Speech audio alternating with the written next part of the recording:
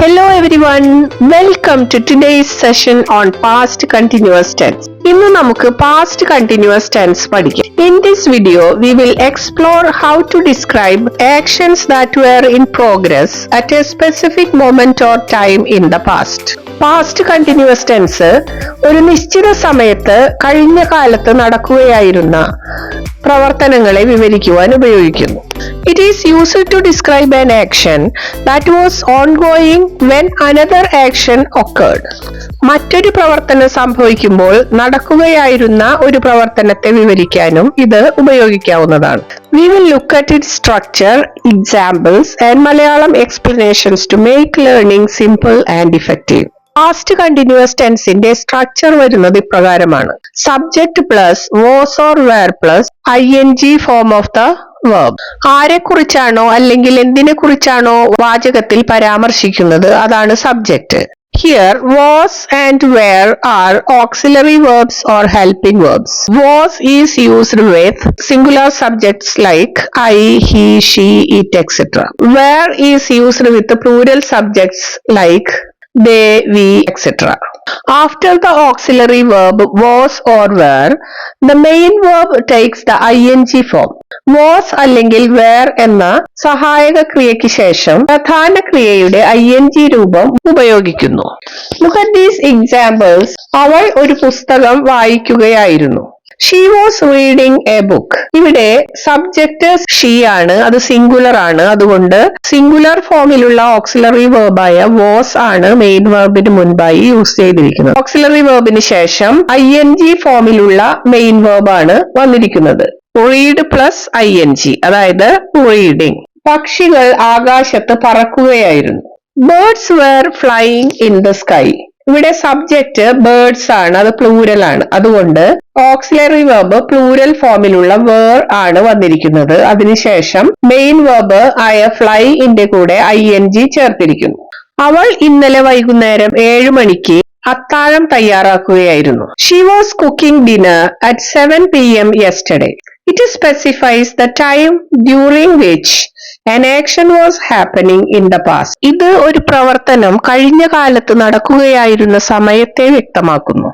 പ്രധാന ക്രിയയുടെ കൂടെ ing ചേർത്താൽ അത് ക്രിയയുടെ പ്രസന്റ് പാർട്ടിസിപ്പിൾ രൂപമാകുന്നു. ഇത് പ്രവർത്തനത്തിന്റെ തുടർച്ചയായുള്ള സ്വഭാവം സൂചിപ്പിക്കുന്നതിനാണ് ഉപയോഗിക്കുന്നത്.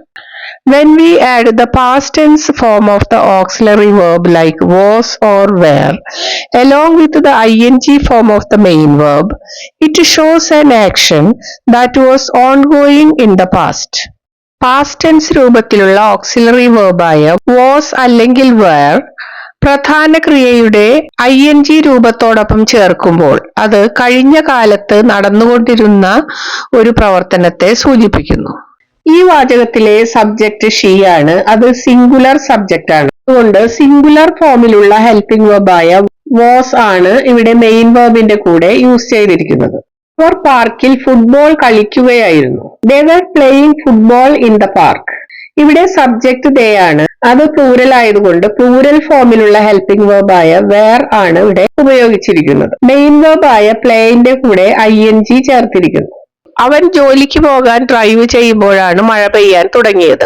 He was driving to work when it started raining. ഞങ്ങൾ സിനിമ കാണുന്നതിനിടയിലാണ് വൈദ്യുതി പോയത്. We were watching a movie when the power went out. This indicates an ongoing action in the past, that is watching a movie interrupted by another event, that is power failure. കുട്ടികൾ അവരുടെ പരീക്ഷകൾക്ക് വേണ്ടി പഠിക്കുകയായിരുന്നു. The children were studying for their exams. ഞാനൊരു കത്ത് എഴുതിക്കൊണ്ടിരുന്നപ്പോൾ അവൾ paint ചെയ്യുകയായിരുന്നു. Two simultaneous past actions are described here. ഒരേ സമയത്ത് നടക്കുകയായിരുന്ന രണ്ട് പ്രവൃത്തികളെ കുറിച്ചാണ് ഇവിടെ സൂചിപ്പിക്കുന്നത്. ഒന്നാമത്തെ action I was writing a letter. രണ്ടാമത്തെ ആക്ഷൻ she was painting. അവൻ കടൽ തീരത്ത് നടക്കുകയായിരുന്നു. He was walking along the beach. ഞങ്ങൾ ഞങ്ങളുടെ പ്രോജക്റ്റിനെ കുറിച്ച് ചർച്ച ചെയ്യുന്നതിനിടയിലാണ് മാനേജർ എത്തിയത്. We were discussing our project when the manager arrived. അവളുടെ താക്കോൽ നഷ്ടപ്പെട്ടതുകൊണ്ട് അവൾ കരയുകയായിരുന്നു. എങ്ങനെ പറയും? She was crying because she had lost her keys. ഈ വാചകത്തിൽ was crying എന്നതാണ് past continuous tenseലുള്ള verb form. Why was she crying? എന്തിനായിരുന്നു അവൾ കരഞ്ഞിരുന്നത്? Because she had lost her keys. കാരണം അവളുടെ താക്കോൽ നഷ്ടപ്പെട്ടിട്ടുണ്ടായിരുന്നു. Because she had lost her keys explains the cause of the ongoing action. ഞാൻ അതിഥികൾക്കായി ചായ തയ്യാറാക്കിക്കൊണ്ടിരിക്കുകയായിരുന്നു. I was preparing tea for the guests. അവർ മഴയത്ത് bus കാത്തു നിൽക്കുകയായിരുന്നു. എങ്ങനെ പറയും? They were waiting for the bus in the rain. അവൾ ഇംഗ്ലീഷ് പഠിക്കുകയായിരുന്നു. എങ്ങനെ പറയും? She was learning English. ഞാൻ അവളെ വിളിച്ചപ്പോൾ അവൾ ഇംഗ്ലീഷ് പഠിക്കുകയായിരുന്നു. എങ്ങനെ പറയും?